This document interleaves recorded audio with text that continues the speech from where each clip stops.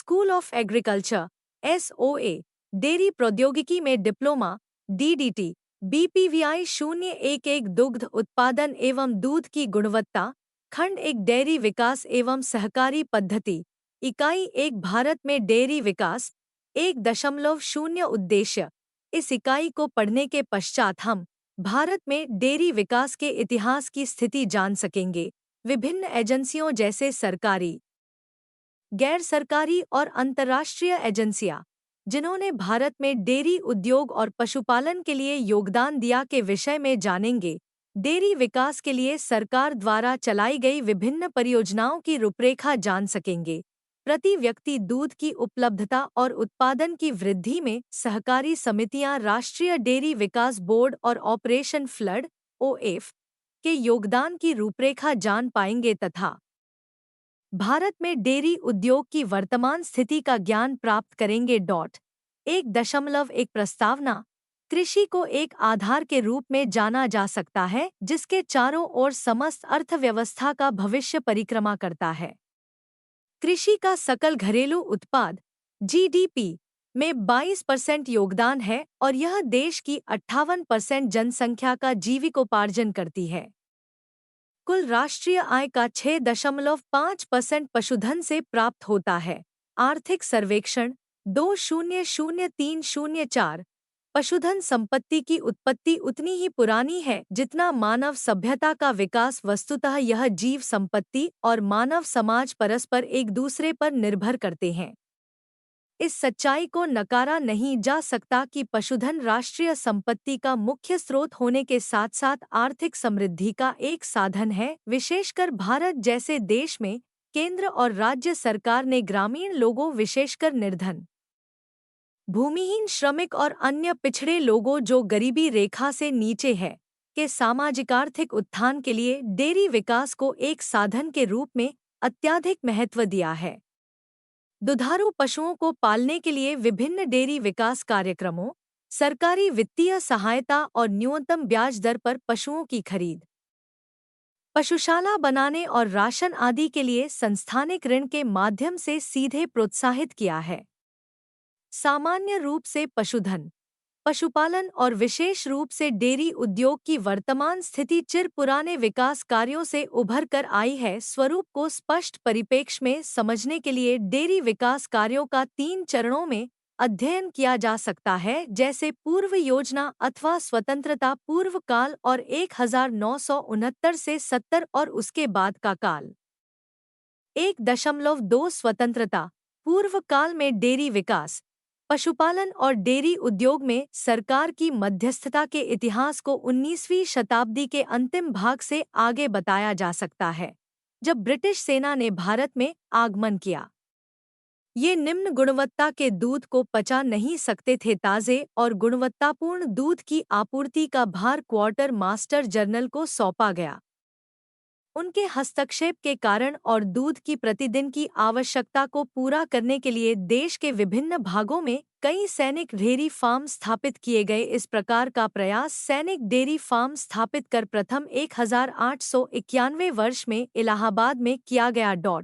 1920 में भारतीय डेयरी उद्योग को सुव्यवस्थित रूप से चलाने के लिए प्रमुख डेयरी विशेषज्ञ का पद सृजित किया गया।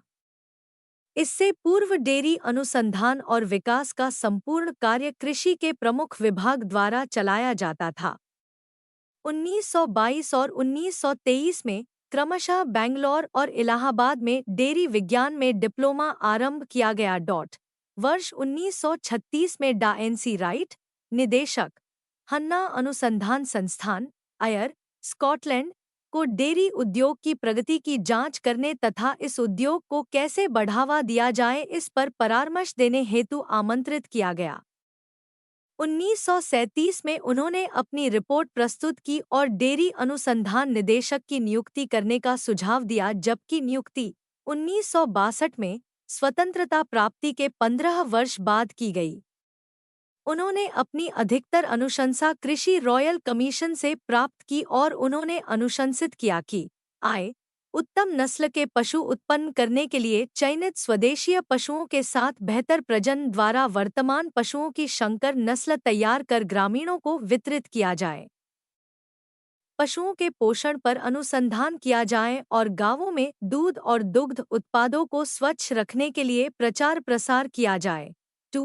जीवाणु विज्ञान, रसायन विज्ञान, डेयरी प्रौद्योगिकी और पशुपालन जैसे विभिन्न विषयों में विशेषज्ञता अनुसंधान के लिए दिल्ली के निकट एक नया डेयरी अनुसंधान संस्थान स्थापित किया जाए।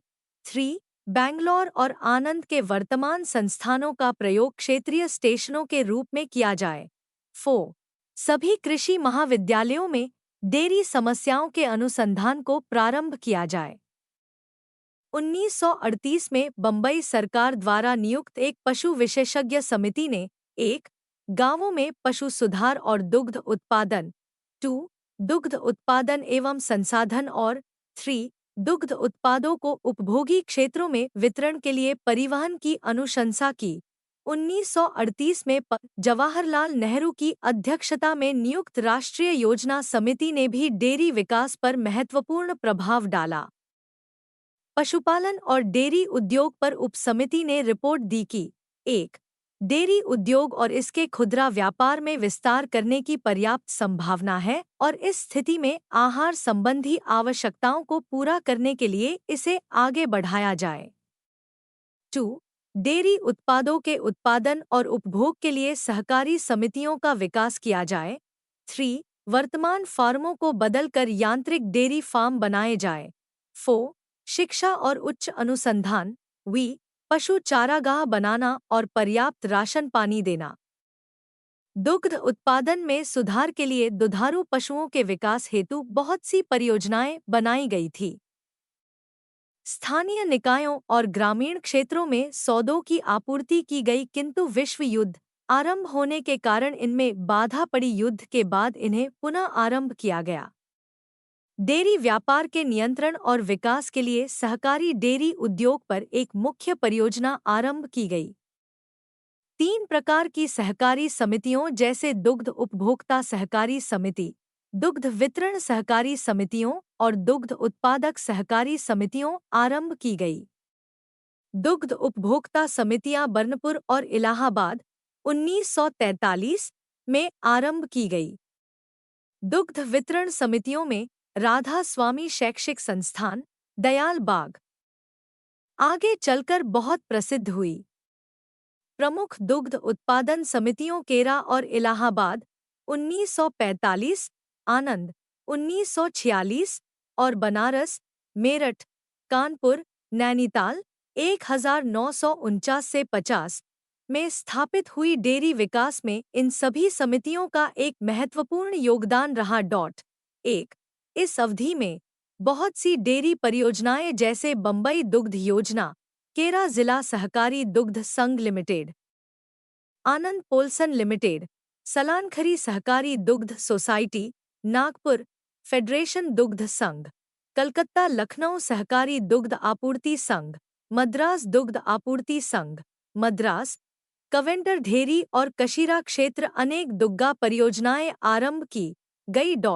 1.3 1947 से 70 तक डेयरी विकास की स्थिति, स्वतंत्रता प्राप्ति के बाद मुख्य उद्देश्य और उन्हें किस प्रकार से पूरा करना है लगभग वैसे ही थे जैसे स्वतंत्रता प्राप्ति से पूर्व थे, तथापि भारत सरकार ने ग्रामीण क्षेत्रों में दुग्ध उत्पादन को बढ़ाने के एक ठोस प्रयास की आवश्यकता को महसूस किया।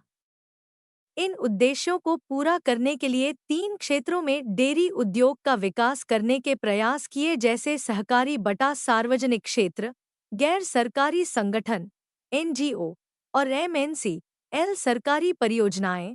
सार्वजनिक क्षेत्रों में मुख्य रूप से 3 योजनाएं जैसे सामुदायिक खंड विकास योजना, प्रमुख ग्राम योजना और गहन पशु विकास योजना कार्यक्रम आरंभ की गई, जिनके संबंध में नीचे चर्चा की गई है। इस अवधि प्रथम योजना, द्वितीय योजना और तृतीय योजना और 3 वार्षिक योजनाओं में पशुपालन और डेयरी उद्योग में कुल 235 रुपये 93 पैसे करोड़ की अनुमानित लागत थी, किंतु वास्तविक खर्च मात्र 189 रुपये 23 पैसे करोड़ 79% हुआ।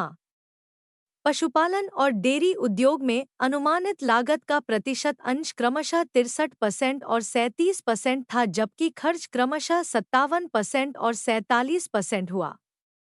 का सामुदायिक खंड विकास कार्यक्रम भारत में सामाजिक और आर्थिक परिवर्तन लाना हमारी पंचवर्षीय योजना का मुख्य उद्देश्य माना जाता है। इसको प्राप्त करने के लिए के 55 चयनित खंडों में सामुदायिक खंड विकास योजना आरंभ की गई। इस परियोजना के महत्व का अनुमान इस बात से लगाया जा सकता है कि यह परियोजना 2 अक्टूबर 1952 को भारत के पूर्व प्रधानमंत्री पंडित जवाहरलाल नेहरू द्वारा दिल्ली के निकट अलीपुर खंड में आरंभ की गई। इस परियोजना के अंतर्गत मुख्य कार्यकलापों में क्षेत्र थे: आय, कृषि 2, पशुपालन 3, सिंचाई 4, संचार वी, स्वास्थ्य 6, शिक्षा 7, पूरक रोजगार 8, आवास 9, प्रशिक्षण और किस स्माइली समाज कल्याण मैं प्रत्येक खंड में पशुपालन कार्यक्रमों जिनका उद्देश्य वैज्ञानिक प्रजनन और रोग नियंत्रण द्वारा पशुओं का विकास करना था, के अवलोकन के लिए पशुपालन अधिकारी की नियुक्ति की गई। प्रत्येक ब्लॉक में एक कृत्रिम गर्भाधान केंद्र खोला गया जिसमें स्थानीय पशुओं को उच्च कोटि के नस्ल के शुक्राणु दिए जाते थे। 1968 के अंत में सामुदायिक विकास खंडों की संख्या 52,051 तक पहुंच गई। इसके अतिरिक्त 489 आदिवासी विकास खंड थे। प्रमुख ग्राम योजना। प्रमुख ग्राम योजना देश में पशु सुधार का एक बृहद और एकीकृत कार्यक्रम प्रथम पंचवर्षीय योजना में आरंभ किया गया। इस परियोजना में प्रत्येक प्रमुख गांव लगभग 500 वयस्क गाय और बटा या भैंसों की संख्या वाले निकटस्थ गांवों की एक सघन इकाई थी। इस योजना में पशु विकास के तकनीकी कार्यक्रम निम्नलिखित थे: प्रत्येक राज्य के लिए एक उपयुक्त प्रजनन प्रणाली की रूपरेखा तैयार करना, पशुधन सुधार अधिनियम बनाना और पशुओं में होने वाले संक्रामक रोगों का नियंत्रण करना। कृत्रिम गर्भाधान केंद्रों की स्थापना। प्रजनन कराने वालों को प्रजनन की समस्या को हल करने में निम्नलिखित बातों का पालन करने की सलाह दी गई। सभी अमान्य सौंडों का बधिकरण करना और प्रजनन कृत्रिम गर्भाधान द्वारा कराना अथवा उत्तम कोटि के सौंडों द्वारा कराना। संक्रामक रोगों से बचाव और रोगी पशुओं के लिए प्राथमिक चिकित्सा का प्रावधान। उत्तम राशन देना। बेहतर विपणन सुविधा का प्रावधान। पशु मेले और बछड़ों की रैली का आयोजन। 1959 से 60 तक की परियोजना प्रगति के अनुसार कुल 3,61,064 कृत्रिम गर्भाधान और 92.105 प्राकृतिक गर्भस्थापन हुए, जिससे लगभग 25% की वृद्धि हुई। प्रमुख ग्राम केंद्रों में कृत्रिम गर्भाधान के लिए कुल 1,473 सौंडों और प्राकृतिक गर्भाधान के लिए 193 सौंडों के भरण पोषण की व्यवस्था की गई और लगभग 37 लाख अदना सौंडों का बधियाकरण किया गया। गहन पशु विकास योजना ICDP प्रमुख ग्राम योजना से सराहनीय प्रभाव नहीं पड़ा चूंकि इसमें लगभग 6% जनसंख्या का समावेश हो सका। परियोजना में विशाल क्षेत्र सम्मिलित न होने के कारण इस क्षेत्र में किए गए उत्तम कार्य व्यर्थ हो गए। 1964 में गहन पशु विकास परियोजना नामक एक अन्य महत्वाकांक्षी परियोजना आरंभ की गई, जो कृषि में पैकेज कार्यक्रम की भांति थी और सभी अपेक्षित निवेशों के गहन और एकीकृत प्रयोग द्वारा दुग्ध उत्पादन की वृद्धि के लिए एक महत्वपूर्ण साधन के रूप में मानी गई थी। प्रत्येक गहन पशु विकास परियोजना में केंद्रीय शुक्राणु बैंक, 4 क्षेत्रीय गर्भाधान केंद्रों और 100 पशुपालन केंद्रों सहित प्रजनन योग्य आयु की 1 लाख गायों और भैंसों को सम्मिलित किया गया।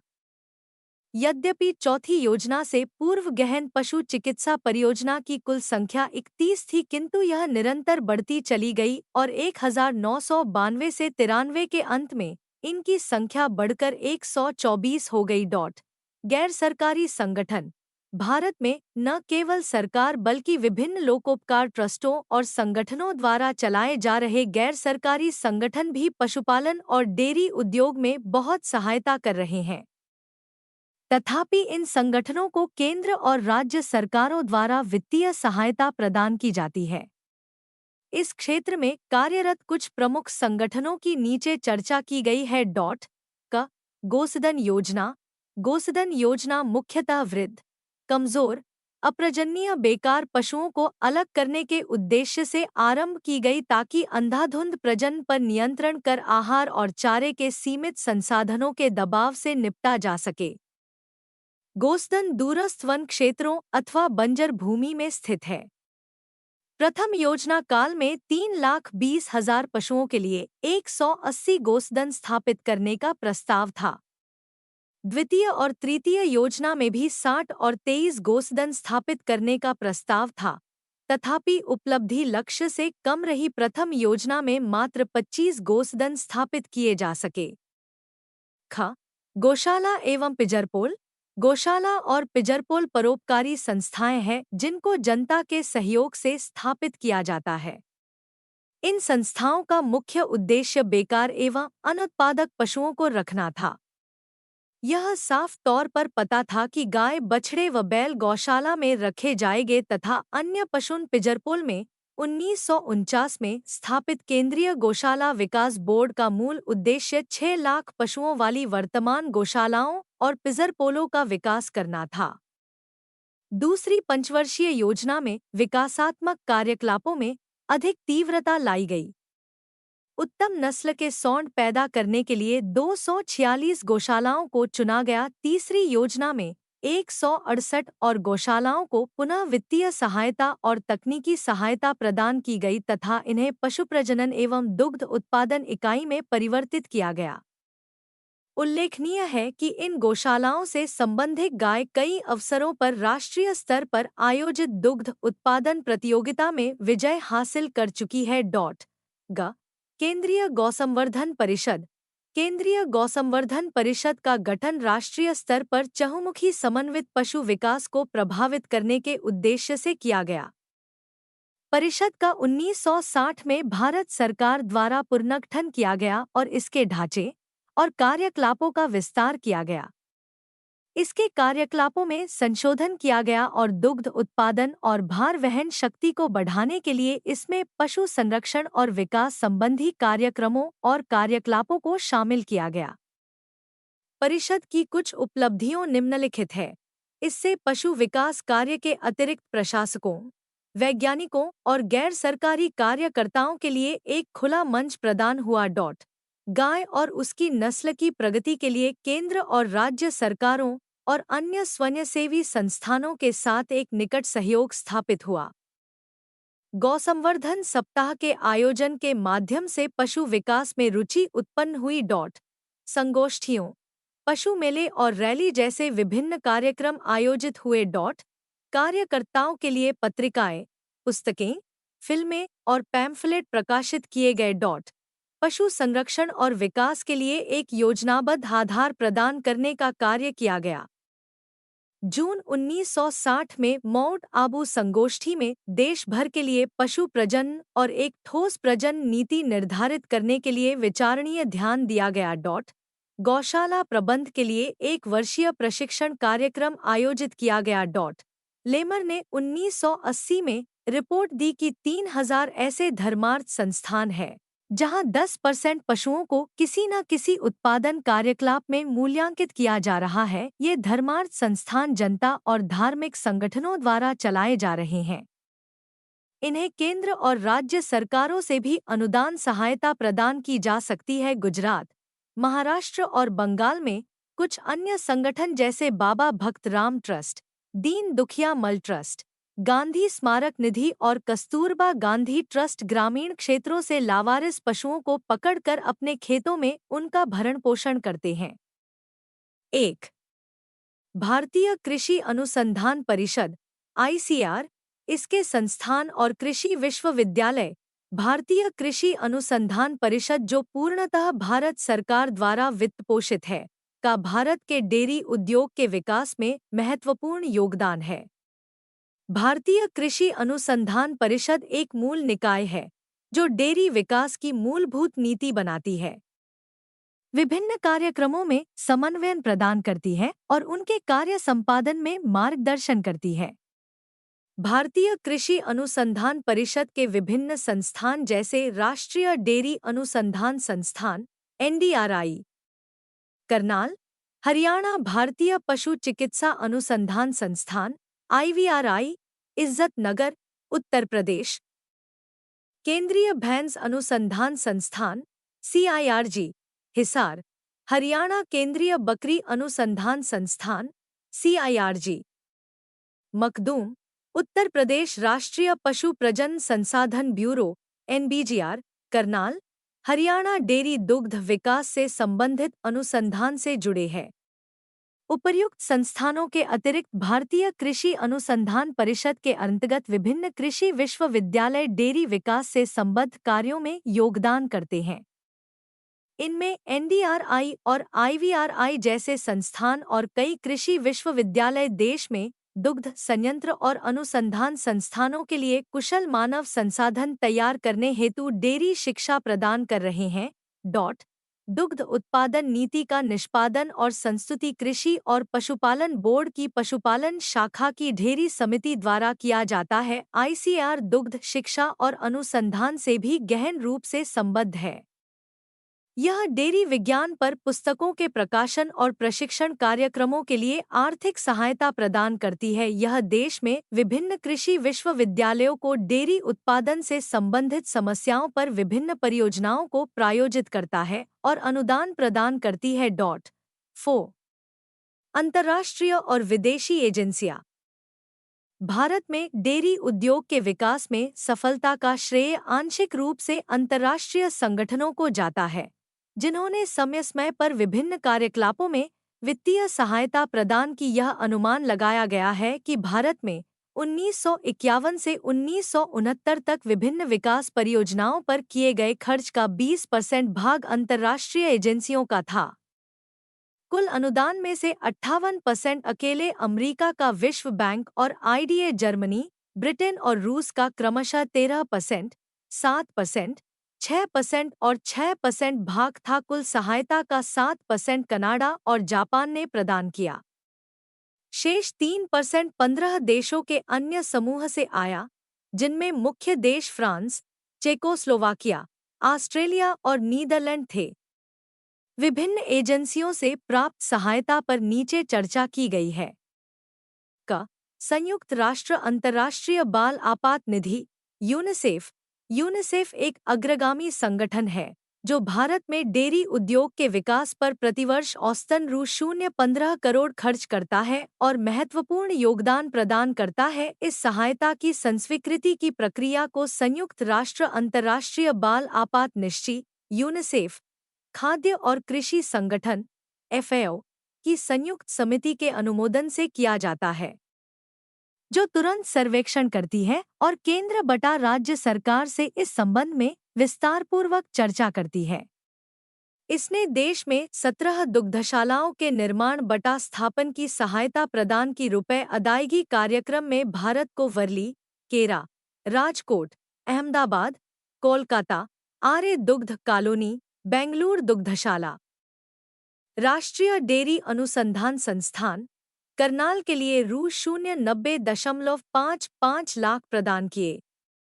इसके साथ अन्य डेयरी परियोजनाओं से ₹0.442 करोड़ प्राप्त किए गए। यूनिसेफ से प्राप्त सारी वित्तीय सहायता का प्रयोग पाउडर दूध, दुग्ध संयंत्र, उपकरण और यंत्र, दूध संयंत्र के नियोजन और स्थापन तथा प्रशिक्षण देने पर किया गया।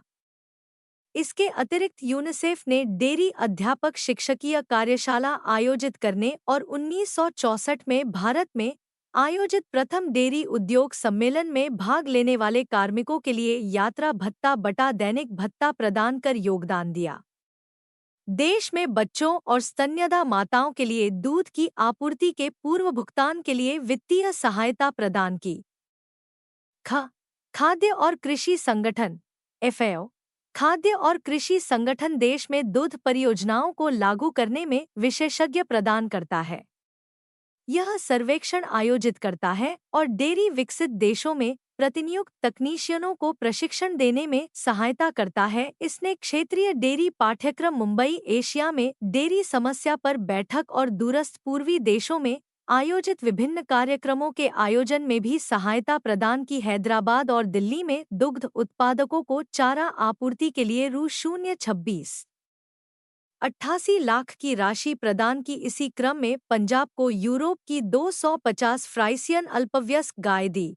ऑपरेशन फ्लड कार्यक्रम जिस पर चर्चा इस सेक्शन के अगले भाग में की जाएगी के अंतर्गत 1968 में 12,600 टन स्प्रेटा पाउडर दूध और 42,000 टन बटर ऑयल की स्वीकृति दी थी, जिसे 5 वर्षों में प्राप्त करना था, किंतु किसी कारणवश इसे 10 वर्षों में किया जा सका।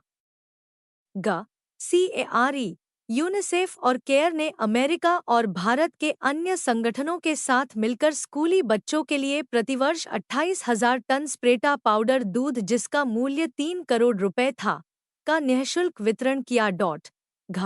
नारी राहत के लिए ऑक्सफोर्ड समिति ऑक्सफम नारी राहत के लिए ऑक्सफोर्ड समिति ने जिला दुग्ध सहकारी संघ केरा को चारा मिलाने का संयंत्र खरीदने और स्थापित करने के लिए दानस्वरूप 14 लाख रुपए प्रदान किए। ओसर परियोजना हीफर प्रोजेक्ट ओसर परियोजना 1938 में डॉन वेस्ट, जो कि वर्ष राहत कार्यकर्ताओं के रूप में एक चर्च है, अनाथ बच्चों और स्पेन के गृह युद्ध के पीड़ित बच्चों में पाउडर दूध के वितरण में कार्यरत रहा था। तत्पश्चात यह विचार किया गया कि दूध की बजाय गाय दान की जाए। 1962 में इस परियोजना में 60 देशों के लिए 25,000 फार्म पशु और 7.50 लाख चूजे तथा सेने वाले अंडे जहाज द्वारा भेजे गए। 1955 में भारत को भी जर्सी सांड प्रजनन के लिए दिए गए। कनाडा ने अन्य पशुओं के गर्भाधान के लिए बर्फ में परीक्षित शुक्राणुओं की भी आपूर्ति की। 1962 में भारत को पुनः 33 करोड़ मूल्य के जर्सी सौंड और 66 ओसर 3 चरणों में जहाज द्वारा भेजी गई। अक्टूबर 1969 में न्यूयॉर्क से 90 जर्सी सांड और फ्राइसियन अल्पवयस्क ओसर और सौड प्राप्त हुए। नवंबर 1969 में भारत को उत्तम नस्ल की 62 जर्सी ओसर गायों, 21 जर्सी सौड, 10 फ्राइसियन ओसर गाय और 9 फाइलियन सांडों की आपूर्ति की गई। इस परियोजना के अंतर्गत अमेरिका ने भी उपहारस्वरूप 50 जर्सी पशु, 41 सांड और 6 ओसर प्रदान की। अमेरिका ने राष्ट्रीय दुग्ध अनुसंधान संस्थान NDRI करनाल को संकरण के लिए बर्फ में परीक्षित ब्रांड स्विस शुक्राणु भी उपलब्ध कराए। इसी के माध्यम से NDRI द्वारा कर्ण स्विस नस्ल, जो कि उच्च कोटि की उत्पत्ति के रूप में मानी जाती है, का विकास हुआ। उनके लिए जिनके पास कम है परियोजना। इस परियोजना के अंतर्गत प्रजनन के लिए ऑस्ट्रेलिया द्वारा प्रेषित विभिन्न नस्लों के पशु जैसे गरनसी, फसरधन, जर्सी प्राप्त हुए। इनका वितरण तमिलनाडु, असम, महाराष्ट्र और केरल जैसे राज्यों में किया गया। अंतर्राष्ट्रीय डेयरी संघ IDF बटा अंतर्राष्ट्रीय डेयरी सोसाइटी अंतर्राष्ट्रीय डेयरी संघ और डेयरी सोसाइटी अंतर्राष्ट्रीय भी भारत में डेयरी उद्योग के लिए योगदान देती है। यह दोनों संगठन अंतर्राष्ट्रीय हित के लिए समस्याओं पर विचार करते हैं। इन्होंने 1954 में गर्म देशों में डेयरी उद्योग की समस्याओं के अध्ययन के लिए एक पृथक कमीशन गठित किया। अन्य देशों से सहायता, यद्यपि बहुत अधिक नहीं, 3%। भारत को विभिन्न देशों जैसे Japan, Italy, France, Czechoslovakia, Australia, Netherland, Yugoslavia, Poland, Switzerland, Belgium, Austria, Sweden, Denmark, Norway, New Zealand, Hungary और बुल्गारिया से सहायता प्राप्त हुई। 1.4 1970 के बाद डेयरी विकास। देश में डेयरी उद्योग और पशुपालन विकास में 3 प्रकार के संगठनों, निजी, सरकारी और सहकारी संगठनों ने सहायता प्रदान की है। ऐसा देखा गया है कि निजी डेयरियों को सब मिलाकर मात्र अधिकतम संभव लाभार्जित करने का स्वार्थ है। उन्होंने डेयरी उत्पादन के लिए आवश्यक सहायता प्रदान करने पर कभी ध्यान नहीं दिया। स्पष्ट है कि निजी उद्यमों और दुग्ध संयंत्र चलाने वालों पर निर्भर रहकर डेयरी उद्योग में सुधार करने की आशा नहीं की जा सकती। सरकार द्वारा संचालित नगर दुग्ध आपूर्ति योजनाओं का कार्य कभी भी संतोषजनक और उत्साहवर्धक सिद्ध नहीं हुआ। अत्यधिक सफल सहकारी डेयरी जैसे अमूल का अनुभव और ऑपरेशन फ्लड कार्यक्रम के परिणामों को पूर्व भारतीय डेयरी निगम कार्यक्रम के लिए वित्तपोषित करने वाली एजेंसी बटा राष्ट्रीय डेयरी विकास बोर्ड द्वारा सहकारी संगठनों के माध्यम से कार्यान्वित किया जा रहा है। आशा है सहकारी प्रणालियों पर आधारित इस डेयरी उद्योग व्यवस्था से वांछित लाभ प्राप्त होंगे। डेयरी सहकारी समितियां किसानों के अत्यधिक सहचारी संगठनों के रूप में कैसे उभर पाएंगी, जो एक साथ दूध उपार्जन, परिवहन, संसाधन और विपणन को संभाल सकें और इस प्रयोजनार्थ अभिकल्पित मौलिक सुविधाओं के माध्यम से दूध के उत्पादन में कैसे वृद्धि कर सकेगी तथा दूसरी ओर देश में ग्रामीण समुदाय की आय और सामाजिक स्तर को भी बढ़ाया जा सके। कुछ ऐसे बिंदु हैं जिन पर विशेष ध्यान देने की आवश्यकता है। आय सहकारी समितियों द्वारा डेयरी विकास आनंद पद्धति।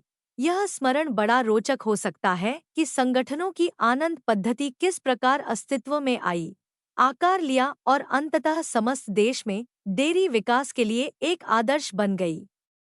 देश में अन्य स्थानों की भांति गुजरात के खेड़ा जिले में निजी विक्रेताओं द्वारा दूध लिया जाता था। दूध विक्रेता कम और आसान्य मूल्य भुगतान और मापन तथा दूध के उत्पादन के लिए कम प्रोत्साहन देकर दूध उत्पादकों का शोषण किया करते थे। अंततः जिले के कृषकों ने इन निजी विक्रेताओं के स्वार्थी क्रियाकलापों के विरुद्ध हड़ताल करने का निर्णय लिया और बड़ी मात्रा में अपने दूध के प्रापण और विपणन के लिए ग्रामीण सहकारी समितियों की नींव रखी।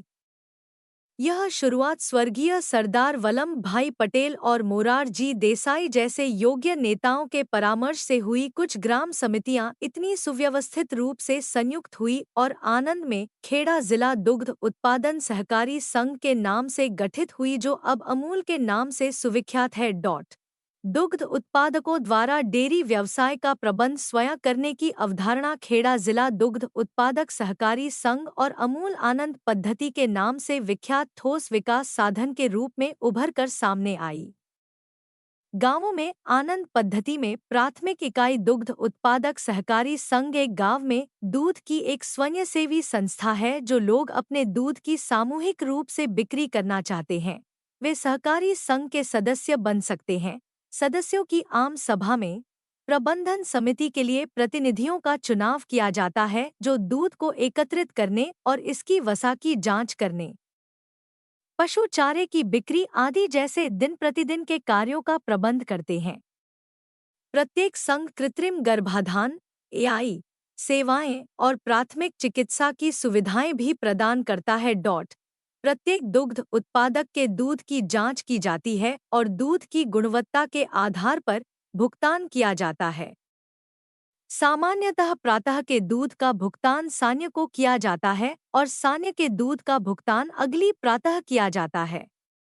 ग्राम समितियां पौष्टिक संतुलित मिश्रित पशुचारे का विक्रय भी करती है। इसका उत्पादन निजी संयंत्र मालिकों द्वारा किया जाता है और प्रचालन जिला स्तर संघ द्वारा किया जाता है। संतुलित पशुचारे की बिक्री बिना लाभ हानि की जाती है। प्राथमिक दुग्ध उत्पादक समितियां एक जिला संघ से संबद्ध होती है, जो एक सम्मरक संतुलन दूध संयंत्र और पशु चारा संयंत्र का स्वामित्व बटा परिचालन करती है और वीर्य के उत्पादन और वितरण की सुविधाएं प्रदान करती है। पशुओं के स्वास्थ्य की देखभाल के लिए नियमित एवं आपात सेवाएं प्रदान करने के लिए पशु चिकित्सा नेटवर्क भी चलाती है।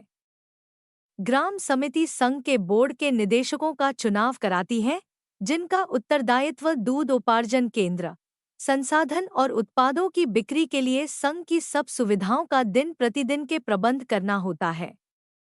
प्रत्येक संघ एक प्रबंध निदेशक द्वारा व्यावसायिक रूप से प्रबंध करता है, जो चयनित अध्यक्ष और बोर्ड के निदेशकों को रिपोर्ट करता है। संघ द्वारा चलाए जाने वाले दुग्ध संयंत्र के पास मौसम के शेष बचे दूध को सूखे पाउडर में बदलने और अन्य उत्पादनों को सुरक्षित करने के लिए सामान्यतः दूध सुखाने का अपना संयंत्र होता है। इसी क्रम में सभी दुग्ध संघ एक परिसंघ के रूप में संगठित होते हैं। 2. राष्ट्रीय डेयरी विकास बोर्ड (एनडीडीबी) 1964 में उस समय के भारत के प्रधानमंत्री स्वर्गीय लाल बहादुर शास्त्री ने सरकार की सहायता से एक निकाय स्थापित करने की इच्छा व्यक्त की जो डेयरी सहकारी समितियों की आनंद पद्धति को देश के अन्य भागों में प्रतिफलित करेगी।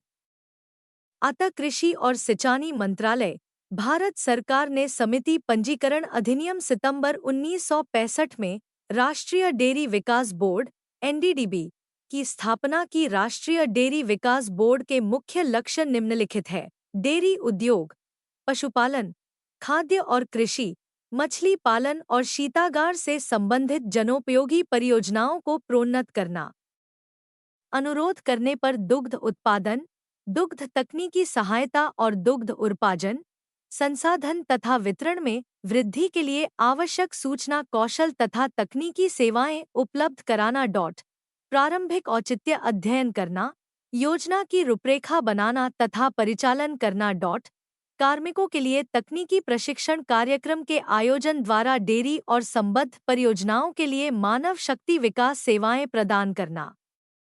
उपकरणों का चयन करने और बड़ी मात्रा में उपार्जन सेवाएं लेने के लिए सहायता करना। एनडीडीबी और अन्य बाहरी संगठनों के अनुसंधान के आधार पर डेयरी और संबद्ध प्रचालनों के क्षेत्र में नियोजन, नियंत्रण, जिसमें गुणवत्ता नियंत्रण, व्यवस्था और बिक्री भी शामिल है, पर आवश्यकतानुसार परामर्श सेवाएं प्रदान करना।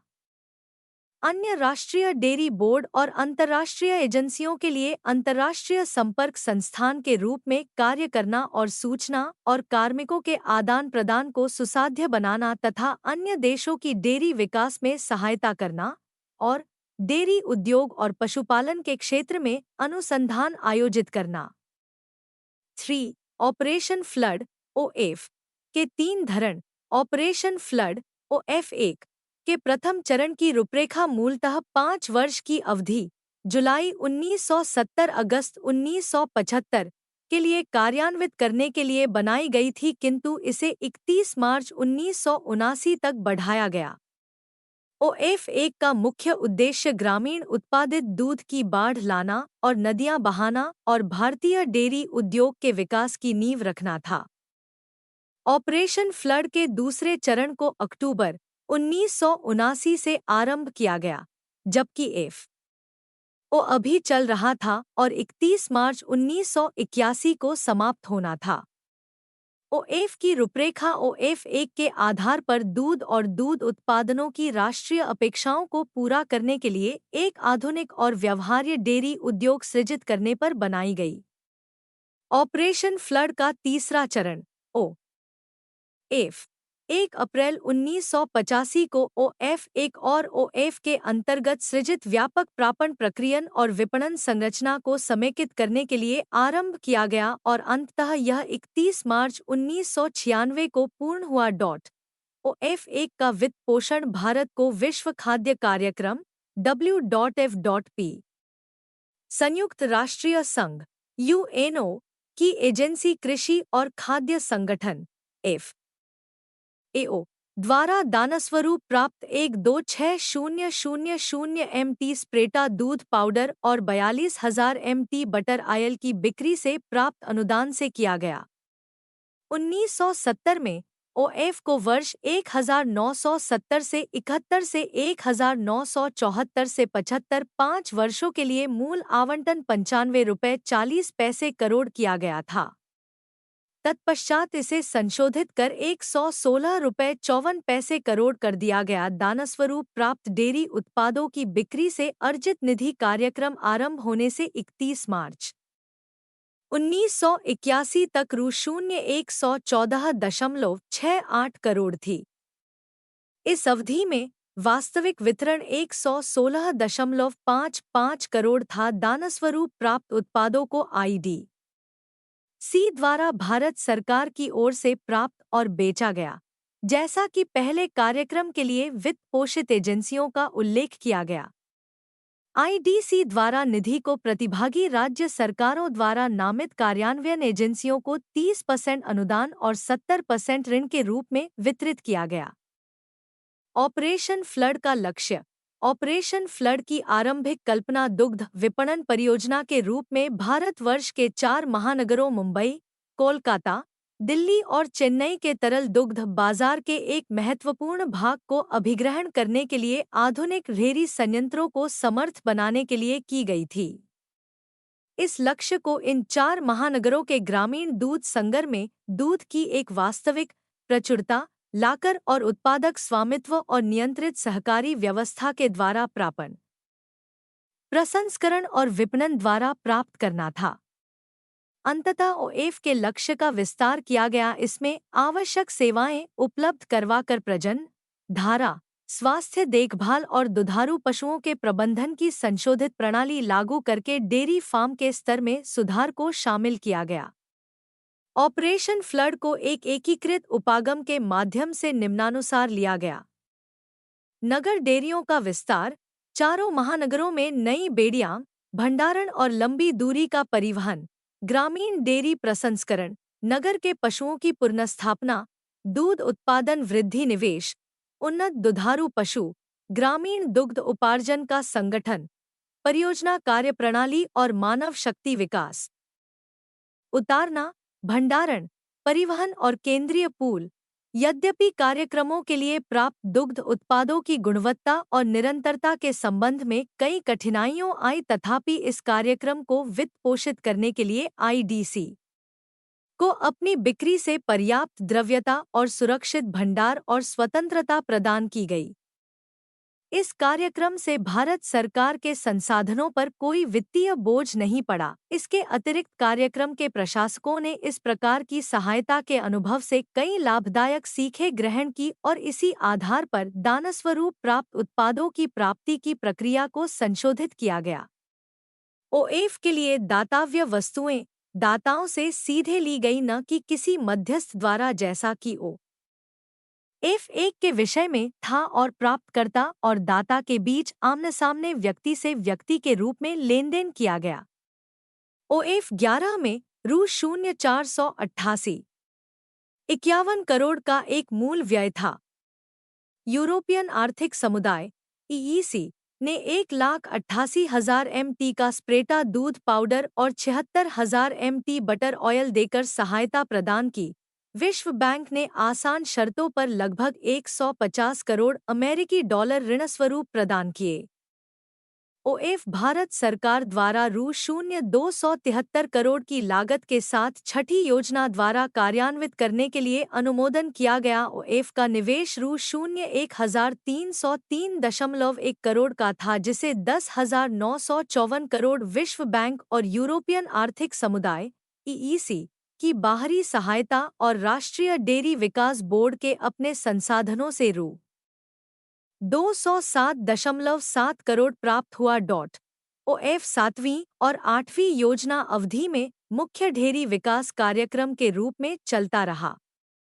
इस कार्यक्रम में अधिक बल देश में एक व्यापक स्तर पर डेयरी विकास कार्यक्रमों का विस्तार करने और दूध के प्रापण एवं विपणन में आने वाले मौसमी उतार चढ़ाव को संतुलित करने के राष्ट्रीय दुग्ध ग्रिड NMG को और प्रभावशाली बनाने पर रहा। 4 महानगरों और अन्य नगरों में विशेषकर अपर्याप्त उत्पादनशील मौसम में दूध की आवश्यकता को पूरा करने के लिए सड़क बटा रेल दूध टैंकर उपलब्ध कराए गए।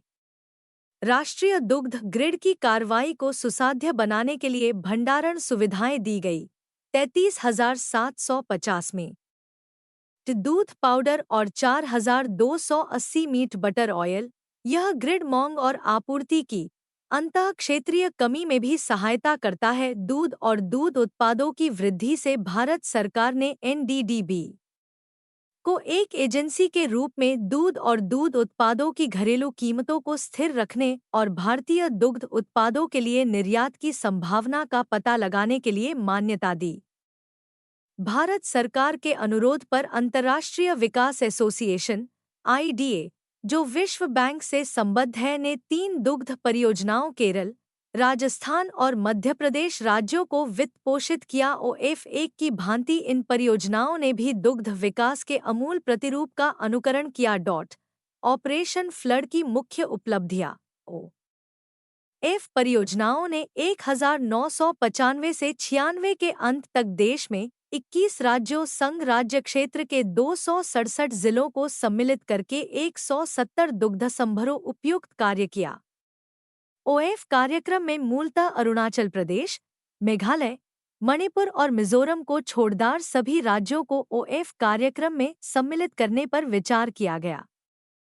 इस कार्यक्रम में 92.69 लाख दुग्ध उत्पादक परिवारों ने भाग लिया और देश में 72.5 हजार ग्राम स्तरीय दुग्ध उपभोक्ता सहकारी समितियां BMPCS स्थापित की गई। 31 मार्च 1996 OF के अंत में ऑपरेशन फ्लड के अंतर्गत दूध का औसत उपार्जन OF11 के अंत में उत्पादन की तुलना में लगभग 2 गुना बढ़ गया। यही गति OF की अवधि में भी बढ़ी। OF और IDA सहायता प्राप्त परियोजना क्षेत्र में 1980 से 81 के आधार वर्ष से 16 वर्ष की अवधि के काल में औसतन 20% प्रति वर्ष की बढ़ोतरी हुई। 1995 से 96 के अंत में OF दुग्धस्मरों में कुल दूध प्रक्रियन क्षमता 21.97 करोड़ प्रतिदिन पहुंच गई। यह वार्षिक वृद्धि OF 1980 से 81 के अंत से 14% प्रतिवर्ष से अधिक थी। राजस्थान, महाराष्ट्र, तमिलनाडु जैसे राज्यों की बहुत सी दुग्धस्मरों में विशेषकर चरम आवश्यकता के महीनों में दूध की क्षमता में कमी आने के कारण दूध के प्रवाह को नियंत्रित करने के लिए दूध के उपार्जन को रोक दिया जाता था। कुल मिलाकर OF 111 के अंत में OF के अंतर्गत चरम आवश्यकता के महीने जनवरी 1996 में संसाधन क्षमता उपयोग लगभग 67% और 55% प्रतिवर्ष आधार पर रिकॉर्ड किया गया। वर्तमान में देश के कुल 3,700 नगरों और शहरों में से 778 नगरों, 175 मेट्रो और प्रथम श्रेणी के नगरों सहित में OF डेयरियों के अपने दुग्ध वितरण नेटवर्क है। मार्च 1995 के अंत में मेट्रो नगरों में सभी स्रोतों से तरल दूध की आपूर्ति औसतन 940 करोड़ लीटर थी, जिसमें OF द्वारा व्यवस्थित डेयरी सहकारी क्षेत्र का योगदान 3.47 करोड़ लीटर था। 1994 से 95 में OF परियोजना ने लगभग 2,88,000 मीटर टन दुग्ध powder SM, PWMP, baby food सहित 40,000 मीटर टन मक्खन और 1,30,000 मीटर टन घी का उत्पादन किया। देश में दुग्ध पाउडर बनाने की क्षमता 1970 में 58.50 प्रति MT से बढ़कर 1995 से 96 में 842 मीटर टन प्रतिदिन हो गई और विदेशी आयातित दूध पाउडर 1970 में 19.0 हजार मी टन से घटकर 1993 में 0.7 हजार मी टन हो गया। 4 डेयरी विकास पर प्रौद्योगिकी मिशन ऑपरेशन फ्लड के प्रयासों का अवलंबन देने और अनुपूरित करने के लिए इसमें डेयरी विकास द्वारा ग्रामीण स्वरोजगार के अवसरों में वृद्धि करने और लाभार्जन करने के उद्देश्य से देश के 264 जिलों में अगस्त 1988 में भारत सरकार ने प्रौद्योगिकी मिशन का समारंभ किया।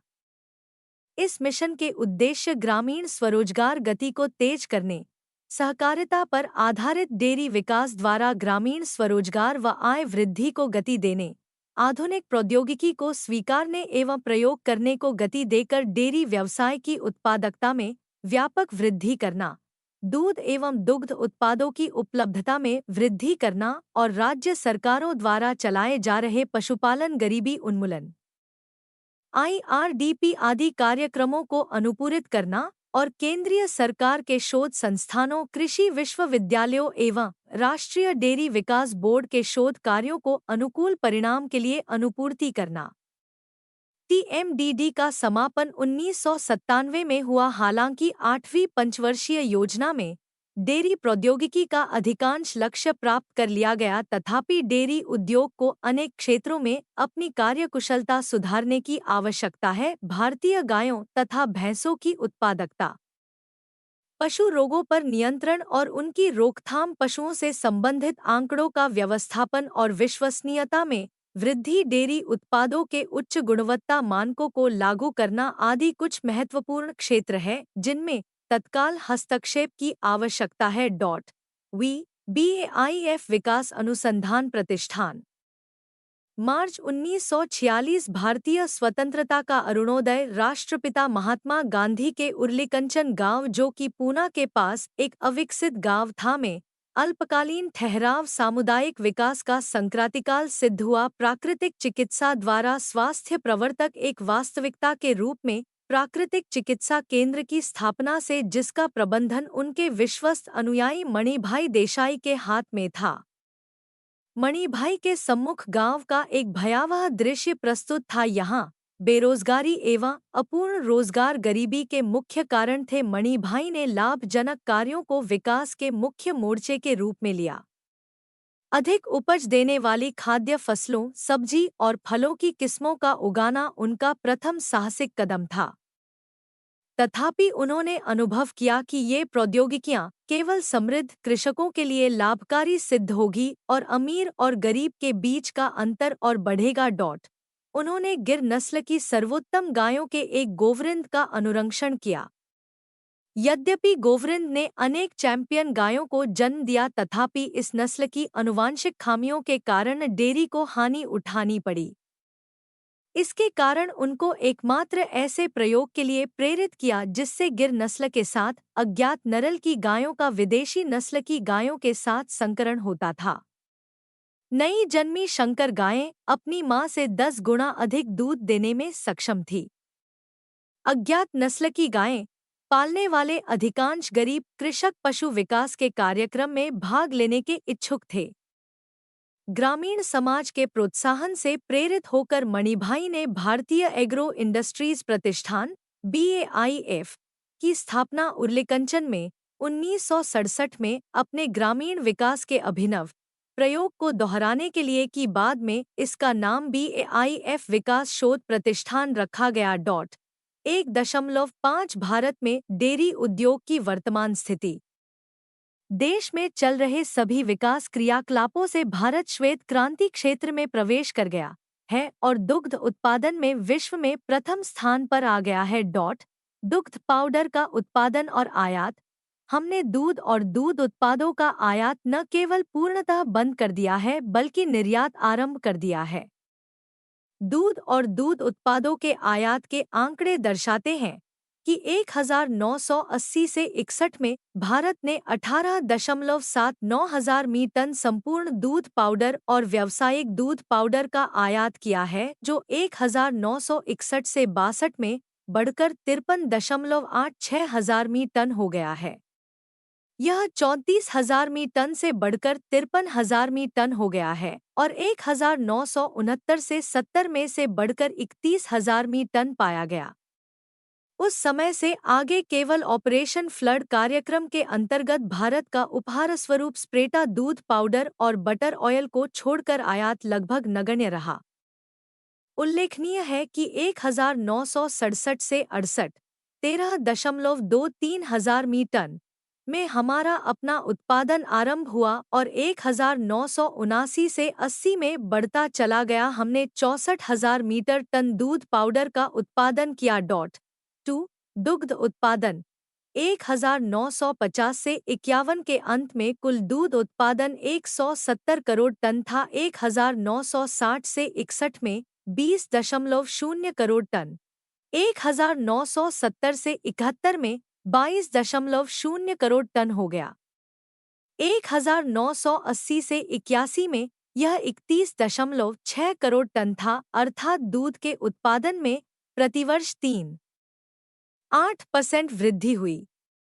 1969 से 70 के बाद विशेषकर 1992 से 93 के बाद दुग्ध उत्पादन में बड़ी तीव्रता से वृद्धि हुई, जब वृद्धि दर 4.5% प्रति वर्ष सुनिश्चित थी। यह वृद्धि आज तक प्रायः इसी क्रम में बनी हुई है। 3 प्रति व्यक्ति दूध की उपलब्धता 1950 से 51 में प्रति व्यक्ति दूध की उपलब्धता 125 ग्राम थी, किंतु जनसंख्या में वृद्धि जो कि दूध उत्पादन से तीव्र थी के कारण यह 1970 से 71 में 112 ग्राम हो गई और 1980 से 81 तक कम होती चली गई। विभिन्न राज्यों में सरकार द्वारा आरंभ किए गए विकास कार्यक्रमों के फलस्वरूप ऑपरेशन फ्लड कार्यक्रम ने परिणाम दर्शाए और प्रति व्यक्ति उपलब्धता बढ़कर 176 ग्राम 1990 से 91 हो गई। 5 वर्षों के अंदर प्रति व्यक्ति उपलब्धता बढ़कर 223 ग्राम 200,001 हो गई।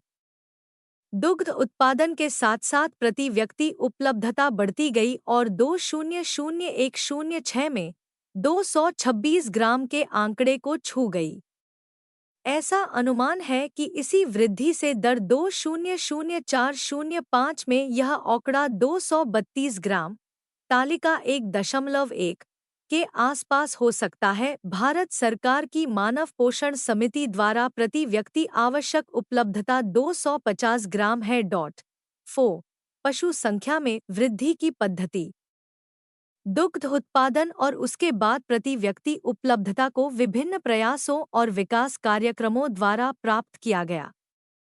यद्यपि पशु संख्या भी बढ़ी, परंतु दुग्ध उत्पाद और प्रति व्यक्ति उपलब्धता में बड़ी तेजी से वृद्धि हुई। इसे तालिका 1.2 में देखा जा सकता है कि 1993 की अपेक्षा 2003 में पशु वृद्धि दर नकारात्मक रही। भैंसों के मामले में यह 1997 में 70% की अपेक्षा 2003 में 1.78% प्रति वर्ष थी। 1.6 सारांश पशुधन संपत्ति का उद्भव उतना ही पुराना है जितना मानव समाज का विकास। विश्व की जनसंख्या में 25% भाग भारत का है, जबकि उसका दुग्ध उत्पादन 14.20% है। देश में विश्व की जनसंख्या का लगभग 16% गायें, 57% से 17% बकरियां और 5% भेड़ें हैं, और यह गाय और भैंसों में प्रथम श्रेणी, बकरियों में दूसरी और भेड़ों में तीसरी श्रेणी में आता है। भारत की कुल राष्ट्रीय आय में लगभग 6.5% योगदान पशुधन का है। स्पष्ट अनुमान के लिए विकास क्रियाकलापों का 3 चरणों में अध्ययन किया जा सकता है, जैसे पूर्व योजना, पश्च योजना 1989 से 70 और 1970 के उपरांत पूर्व योजना अवधि में बहुत अधिक कार्य नहीं किया गया था। केवल कुछ कमीशन नियुक्त करने के, जिन्होंने ब्रिटिश सैन्य दल बटा कार्मिकों के लिए गुणवत्तापूर्ण और शुद्ध दूध की आपूर्ति के लिए कुछ सैनिक फार्म बनाने की सिफारिश की। सहकारी और निजी क्षेत्रों में कुछ डेयरियां स्थापित की गई। स्वतंत्रतोत्तर अवधि अर्थात 1947 से 1970 में निजी क्षेत्र में विकास कार्यक्रम जैसे सामुदायिक विकास कार्यक्रम, शीर्षस्थ ग्राम योजना और गहन पशु विकास परियोजना आरंभ की गई। बहुत से गैर सरकारी संगठन जैसे गोसदन योजना, गौशाला और पिंजरपोल, केंद्रीय गोसावर्धन परिषद आदि ने डेयरी उद्योग और पशुपालन के विकास में अपना योगदान दिया। बहुत से अन्य संगठनों जैसे ICAR, NDRI और IVRI ने भी अपना सकारात्मक योगदान दिया। विभिन्न अंतर्राष्ट्रीय संगठनों जैसे यूनिसेफ, FAO, केयर, ऑक्सफम, ओसर परियोजना, for those who have less, IDF, बटा DSI ने उल्लेखनीय भूमिका अदा की है। बहुत से अन्य देशों ने अपनी क्षमतानुसार भारत में डेयरी उद्योग के विकास के लिए अपना योगदान दिया। धन्यवाद। मिलते हैं अगले वीडियो में अगले पाठ के साथ।